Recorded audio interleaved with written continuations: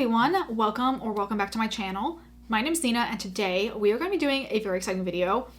I actually recently decided to buy an e-reader and it came in the mail yesterday. I'm excited to open it up, check everything out, see what it's like to have one. I want to start off by giving a little context in terms of why I decided to buy one. The first major one is the fact that I have never owned an e-reader before. My wife used to have a Kindle, but I'm pretty sure it broke in 2018. It said that the battery had ran out and then there was no way to actually turn it on again, despite leaving it to charge for days at a time and just never turned on again. So I've never been able to actually use an e-reader. Prior to this, I've always read my books physically. And then in 2021, I started getting into reading audiobooks. And if I wanted to read an ebook, I would usually read it on my iPad or on my computer. But over time, I just found that reading on a traditional screen does give me a headache. Also in 2023, I was diagnosed with having pretty bad dry eyes. And part of one things that can cause dry eye and make it worse is having excessive screen time and reading on traditional screens. So I thought for all of those reasons, if I wanted to continue reading ebooks, I should probably consider getting an e-reader at some point. Another major thing, which is something that I talked about on my channel a couple times, is the fact that I'm kind of almost at full capacity in terms of how much book storage I can have. I live in a 1-bedroom apartment. I only have basically the equivalent of one full Billy bookshelf worth of space to fill with books. And I just don't really have any more space to add many more books for my physical TBR. So I thought that kind of transitioning to, if I wanted to check out a book, I would read it as an ebook first, and then decide if I really liked it to then get a physical copy would be a better system going forward. I also have a lot of books that are available through my library system that I can read as ebooks, but not audiobooks. So I kind of been gathering a list of all of the ebooks available through my library system to eventually then read on an e-reader instead of sending them to read on my iPad. And kind of as a last precaution, in 2025, I think I really want to try and do some type of book buying ban or book budget to just kind of overall deal with the fact that I don't have a lot of space for my books. And as a way around that, I figured getting an e-reader would be a good alternative so that I can just try and read more books digitally and then decide if I want to spend the money on getting the physical copies after the fact. Because like I said before, I have access to a lot of ebooks through my library, as well as the fact that in general, ebooks tend to be cheaper than their physical counterparts. So if there's a book that I just can't find through my library, I can probably get the ebook of it first and check it out that way, and then decide if I want to spend the money on the physical copy later on. Another major kind of hurdle I had in terms of deciding if I want to get an e-reader was the fact that the most popular e-reader for a long time was the Kindle. And as I've also mentioned in previous videos, I am not a big fan of Amazon. I try to avoid shopping there whenever I can. And the fact that I would probably get locked into the Kindle ecosystem and having to buy things through Amazon if I got a Kindle really put me off of wanting to get one of those in the future. For a while, I was considering getting an e-reader from the company Books because they do kind of e-ink tablets that are not exclusively e-readers. You can technically use them as a full tablet and theoretically do things like watch YouTube videos on them too, just with having a e-ink display instead of a traditional display. But those e-readers are quite expensive. And to be honest, I don't really need another tablet because I do have my iPad and it's still going strong 3 years later. And I feel like I can do pretty much everything I want on this besides read ebooks. So I kind of just really needed a device specifically for reading ebooks. And in doing more research, I ended up finding out about the Kobo, and specifically the Kobo Libra and the Kobo Libra Color, which is a e-ink e-reader that has color technology, which is something that's only really moved into popularity in the last year. So I decided to finally go ahead and buy a Kobo. This is how it came packaged to me, which I can't say feels like the most secure way to send a piece of tech, but I'm still super excited that I was able to get one. And I'm going to go ahead and unbox this now. We'll take a look for it. I'm going to go through and do all of the setup stuff I have to do now. And then I have a case for it that's coming in the mail in the next couple days. So I think I'll probably do kind of a 1-week wrap up talking about my initial impressions in reading with this. So with that long intro out of the way, let's go ahead and unbox this. Oh my gosh, okay. So cute. Okay, first things first is I have to open the box. Ooh. Oh my gosh, this is very exciting. And then there's a couple start guides and the USB-C charger. First things first is I'm using the power button, which is on the back. That's kind of interesting. Oh, it just lit up over here. Okay, I think he's loading. Okay. Oh, it's starting up. Oh my gosh. Okay, first thing we have is the language. I'm going to do English. Welcome to Kobo. First thing to do is get started to connect to your Wi-Fi network. Ooh, okay, got in. I'm glad I actually remember what my Wi-Fi password is. I'm currently downloading an update. It looks like currently it's maybe like halfway charged, so I probably will charge this after I'm done with all the setup process. Oh, okay. The screen changed. I also totally forgot that there is a screen protector thing on, so let's very satisfyingly take this off.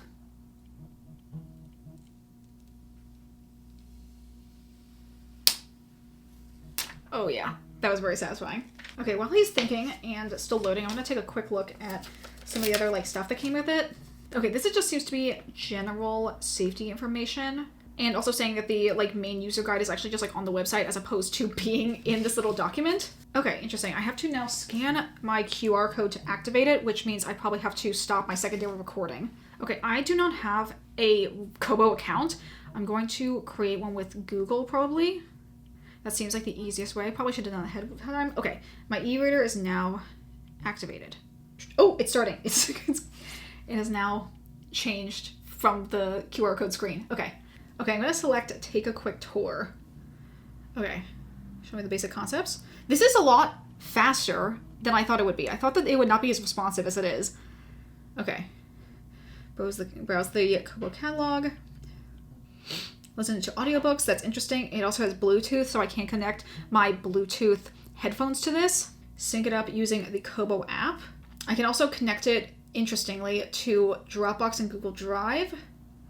And this is one thing I knew that was very good about the Kobo specifically, is that Overdrive, which is the, I think like overarching company that owns Libby, has like full integration within Kobos. Okay, so the first thing I want to do is I think I want to make this more yellow tones because I tend to not really like blue light. This might be a little strong, but I think I might start off here. And it also is quite bright, so I'm going to turn it down to like maybe a little bit past halfway. That seems good for right now. Let's go ahead and connect now with my library card. I think I'm going to look away in case it tries to automatically connect. Scan the code on your phone or tablet. I'm going to have to stop my secondary recording so I can scan this QR code. Okay, now has this screen up here. It's now connected to Overdrive, and it's just, I guess, showing me recently added books. Okay, interesting. Most popular, recently released books.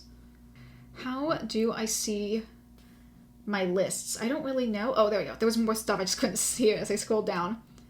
Oh my gosh, look at the colors. This is actually really impressive, like as it loads in. All the different colors that are on the covers. I'm scrolling down because I'm trying to see if there will add in... Okay, it doesn't seem like... It went back to the top when I kept scrolling all the way to the bottom. So it doesn't seem like the shelves and stuff that I have added into my Libby account like synced over to this. I'm not sure if that is intentional or not. I might like have to actually like do some searching and figuring out how to like connect things. Okay, and now I can borrow with Overdrive. That's very interesting. Okay, so I now have Fourth Wing downloaded on here. Go to books. The only book I have now is the book that I have checked out through Overdrive, which it doesn't seem to be sorting out like books that are from the library versus books that I have bought. And I can just go ahead and click it here, and it'll give me the guides for how to start this up. Turn the pages, tap the buttons or swipe the sides of the screen. Tap the center of the screen to bring up the reading menu. Turning on any Kobo app or device will automatically sync your progress over your Wi-Fi network, which I'm assuming, since this is a book from Overdrive, it probably will also sync between this and my Libby account. I might have to double check to see if it's checked out on my Libby now as well. And then there's a full list of all of the settings that are going to be in part of the menu. Okay, so they said, oh, that's very impressive. So sliding up and down your finger on this side changes the brightness.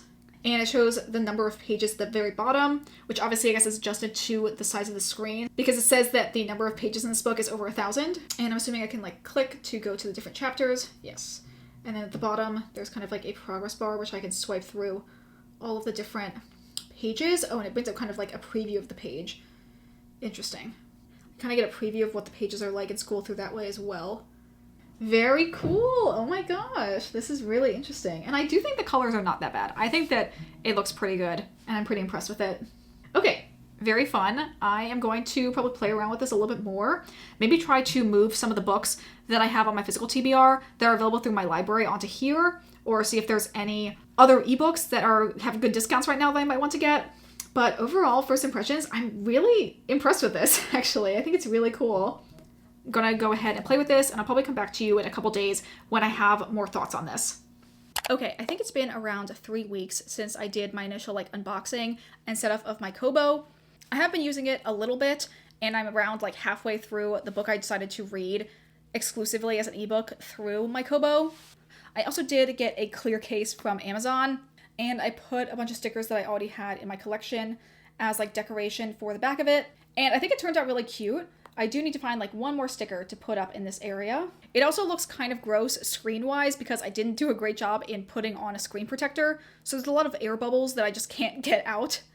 But honestly, it doesn't really impact my reading experience, so I don't really care too much. And the last like accessory that I have done in terms of my Kobo is I ended up making this little carrying pouch. I saw a really cute Instagram reel of someone making an e-reader pouch, and I thought I could recreate it pretty easily. And yeah, I'm pretty happy with how this turned out. So now I have like a full setup when it comes to taking my Kobo out with me. Okay, now let's go ahead and talk about my first impressions of this. I'm gonna start off with talking about a big issue I was having that honestly was kind of hindering my ability to read on this, at least for like the first couple days. I was basically having a lot of issues with Libby not syncing books between when I checked them out on my phone versus when I checked them out on the Kobo. Basically, I could check out books from Overdrive on my Kobo and it would sync to the Libby app on my phone, but not the other way around. So if I got any notifications of a book that I had placed on hold on my phone and I requested to check it out there, it would not sync to the Kobo. Or just like natively, if I chose any book that was readily available and checked it out through the Libby app, it was not syncing to the Kobo. But I was able to figure out how to remedy this with a very, very helpful Reddit tutorial that I will definitely link down below. I feel like it's kind of essential if you are planning to use Overdrive with your Kobo. Basically what I had done initially in my setup, which you saw, was I just used my library card to log into Overdrive on the Kobo. But what I found you actually have to do is to create a separate Overdrive account and then link your library card with that on like the website version of Overdrive, and then log in with your Overdrive login and password in the Kobo. And I guess that kind of like cuts out Libby as like the middleman. Even though Libby is owned by Overdrive, it's like their native app. It's not exactly how books are checked out in like the library system's websites. I'm not really sure like the technical reasons for why it doesn't work or why some people might have issues with it, but definitely once I was able to create that separate Overdrive account and connected my library card to that, all the syncing issues I had went away.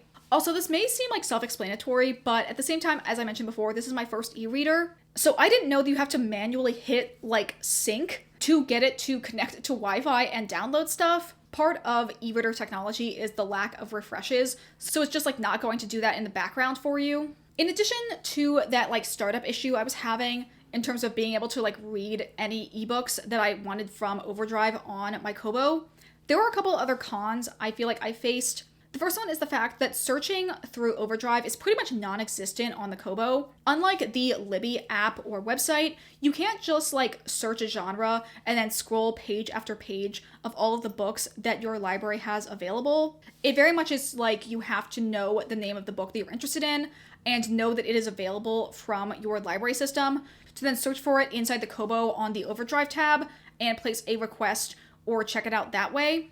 My way around this is basically all of the ebooks that I was tangentially interested in reading that I knew were available through my library. I made a like separate tag of those in the Libby app that I would place requests and check them out there and then just like sync them to my Kobo when I was ready to read them. Which again would not be possible if I hadn't like figured out the issue with the syncing between the two applications earlier on. Another thing that I probably should have known through like doing additional research is that you cannot get Hoopla on your e-reader. I don't think it's just a Kobo thing. I'm pretty sure like no e-readers have capabilities to sync with Hoopla. I do think this is quite annoying. And I also did want to mention this in case your library doesn't have Overdrive or Libby. That basically means you can't send any library ebooks to your Kobo. You'll just have to buy them on the store or transfer the files another way. Another thing that again is just I think part of e-reader technology, but I find like the flashing on the screen sometimes to be a little jarring. This is something I'm pretty sure like every e-reader does, but at least with the color version, it will show like kind of the inverse negative of the colors that are on the screen when it's refreshing. And I just feel like it makes the refresh even more noticeable. Now let's at least talk about some of the pros that I have noticed in using my e-reader. First of all, I love like the feel of it. I don't have a pop socket or like any like additional accessories in terms of reading. I find that it's very comfortable just to hold. I really like it having this like large section on the side, and having like the physical buttons is really, really nice since those are pretty much exclusively what I use to go forward and backwards in terms of pages. I feel like the side with the buttons just overall is very comfortable to hold and very like ergonomic in its design. I also have to say, and this is something I think I maybe noticed in my initial setup, but this e-reader is very fast and very responsive in going through the different menus. All the features are very nice and like fun to me. And I really love when you're reading a book, the like ability to like slide on the side of the screen to change the brightness. I feel like it's just like so satisfying to me to see the brightness go up and down like that. I also have imported a couple books that I had EPUB files of that I got through Humble Bundle. I've not yet integrated the Google Drive feature into this. Instead, I just like plugged in via USB-C the Kobo to my computer, and it started like charging and opened up pretty seamlessly without needing to like download any additional software to make the Kobo connect. And from there, it's literally just like dragging and dropping the book files into the Kobo. And then as soon as I unplugged it, it like synced up and added the information and like the covers of the books that I added in via the USB-C. Now I figure we can answer probably the main question of a video like this, and that is getting an e-reader worth it? And to that, I guess I say your mileage may vary. I feel like for me, I don't necessarily think like having this e-reader is going to make me read any more than I did previously, because at least for me, I had already kind of like integrated audiobooks as a thing I could do when I wanted to read and I had like empty pockets of time just like out in my day or on my commute. I do think if you don't like you reading audiobooks and you also don't like having a big physical book to carry around with you, an e-reader is obviously a great alternative to that, to again find a thing to do when you have some free time that you don't want to use just like mindlessly scrolling on your phone. And I just feel like overall they like slim design and like the ease and portability of an e-reader does make it a really good option for that. And I'm saying that even while the like Kobo Libra Color is one of the larger e-readers out there, and I still find it to be incredibly portable. However, I still feel like the jury's out in terms of if this would ever like replace my love of reading physical books. I feel like this is just like another tool that I will be using in addition to physical books and audiobooks as like a way to get access to different books. It definitely is going to make reading a lot of the books that I could only find as ebooks through my library easier to get and read, as well as some books that now are like out of print that you pretty much can only get as ebooks. But in terms of like if I'm never going to buy a physical book again and switch wholly to reading on my e-reader, I just don't think that's going to happen. But at the same time, I do find this very easy to like pick up. I think only time will tell as I read more books using my e-reader and kind of integrate it to be a like larger part of my reading routine that I'll be able to see if this purchase was worth it. Okay, that all said and done, I think that's going to be it for this video. I might do another like update video at like 6 months or a year's worth in time, talking about my experience in reading with my e-reader. But I think for now, we can end the video. If you guys enjoyed this video, consider liking, commenting, or subscribing if you aren't already. Consider following me on the Storygraph if you'd like to see my reading updates in real time, as well as following me on my Bookstagram, which is linked in the description. And that is going to be it for me today. I hope you all have a wonderful day, and I will see you all in the next video. Bye!